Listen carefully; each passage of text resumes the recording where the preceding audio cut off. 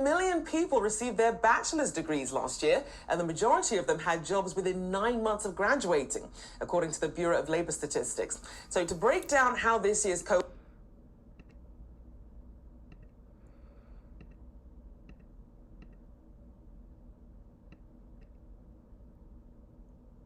Over 1 million people received their bachelor's degrees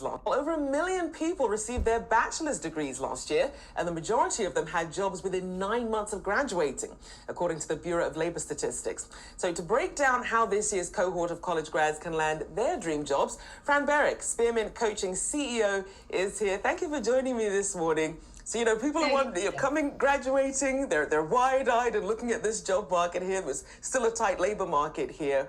What is the biggest mistake that new graduates make when they're first entering the job market? I would say overall, the biggest mistake new grads make is not determining a goal, not creating what I would call a target job description. There's lots of data to show that people land a job more quickly and more successfully when they have a bias towards action and a goal-oriented focus. The other thing that I see quite a bit is that they lead their search completely online rather than using their network to focus their plan forward. And mostly, and you could understand why this Gen Z graduating class of 2024 is graduating into an anxious environment. And I find many of them are nervous about actually making mistakes in the job as they apply towards jobs. And I like to say there are no mistakes here, and lead towards a bias of action. So Fran, let's break a couple of things down there. So if you're a new grad and you're thinking, okay, my goal, should it be a salary amount? Should it be, this is the kind of company I want to work for? Should it be, this is the CEO I want to work for? How should they gauge that?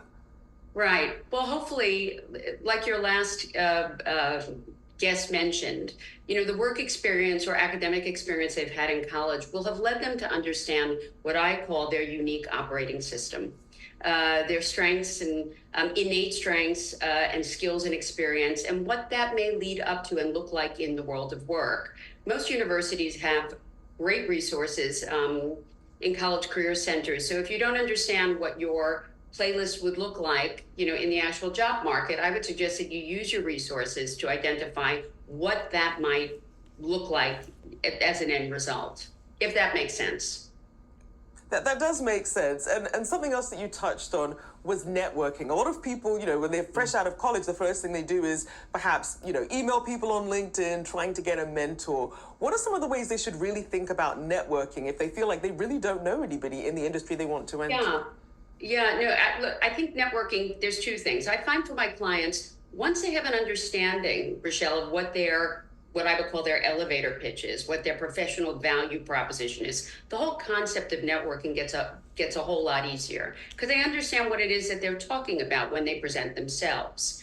When I sort of do a deep dive with recent grads, they're often surprised to understand that they can network or express their goals with professors, with previous employers, with friends of family, and with the understanding that it may not be them who can offer you a job immediately, but they may know someone who could refer you to someone who may know somebody. So the idea here is having as many conversations to exponentially increase your reach and your message, and ultimately find someone who's going to need your skills and services.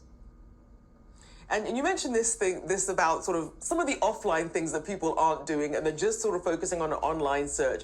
What is the best mix of that? Is it sort of an old school cover letter mixed with some of the newer things we're seeing with AI and really landing that dream job? How should they approach it? Right. I love that question.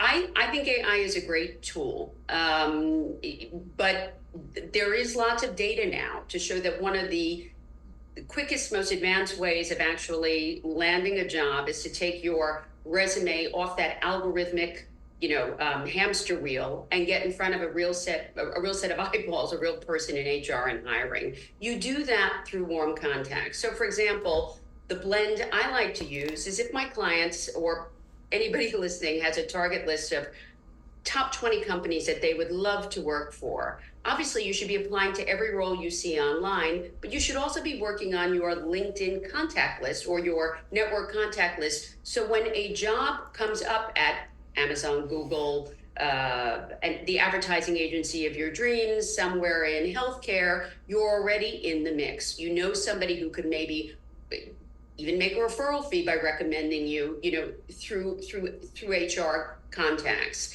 And I find it's that combination, that 1-2 punch of the online submission and the warm contact that really gives people an advantage. Well, people certainly should be taking heed there. Lots of great advice. Appreciate you taking the time this morning. Fran Berrick, Spearmint Coaching CEO. Thank you so much. Thank you so much. Finally, there's a better choice to keep your business connected. With